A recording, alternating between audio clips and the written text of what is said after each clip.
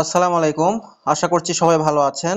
তো এনটিআরসি এর পক্ষ থেকে ষষ্ঠ গণবিজ্ঞপ্তি অলরেডি প্রকাশিত হয়ে গিয়েছে। তো বহুল কাঙ্ক্ষিত একটি গণবিজ্ঞপ্তি ছিল। তো মোটামুটি আমরা সবাই তথ্যটাও জেনেছি যে হয়তোবা এটাই মানে গণবিজ্ঞপ্তির ইতিহাসে শেষ গণবিজ্ঞপ্তি হতে চলেছে।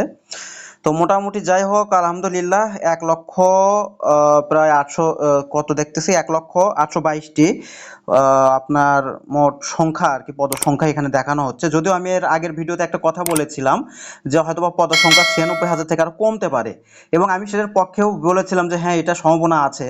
তবে আমি কিন্তু এই কথাটা বলার আগে কিন্তু আমি এটাও বলেছিলাম যে ভাই এই তথ্যটা কিন্তু আমি ফেসবুক থেকেই নিয়েছি। কারণ আমি যেখান থেকে সোর্স থেকে তথ্যগুলো সংগ্রহ করি সেরকম কোনো সোর্স থেকে বা সেরকম কোনো জায়গা থেকে না। তো এটা কিন্তু আমি স্বীকারও করেছি এবং যাই হোক হয়তোবা অনেকে আবার ভাবতে পারেন যে আমি একটা কথা বললাম, ওই ভিডিওর একটা কথাই প্রায় ভুল প্রমাণিত হলো।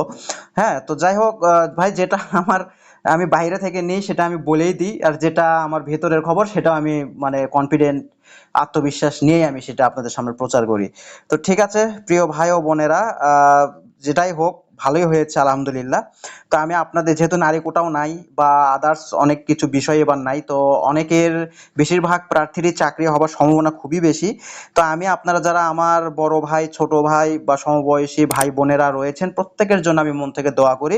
হ্যাঁ, আলহামদুলিল্লাহ আপনারা প্রত্যেকেই জবটি মানে পান আরকি, মানে আপনাদের সবারই জবটি হোক এই দোয়াই আমি করি এবং আপনাদের প্রত্যেকের জন্য শুভকামনা ও ভালোবাসা জানিয়ে আজকের মতন ভিডিওটি আমি এখানেই শেষ করছি।